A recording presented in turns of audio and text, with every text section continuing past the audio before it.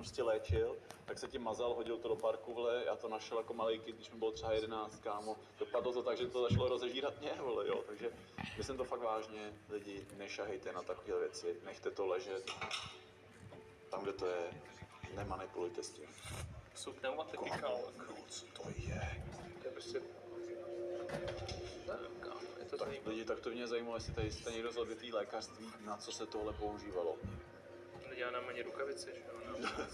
Je pravda, zítra ti to rozežere. Budu vykřivovat držku. A nejenom to, budeš ve tvaru té gumy.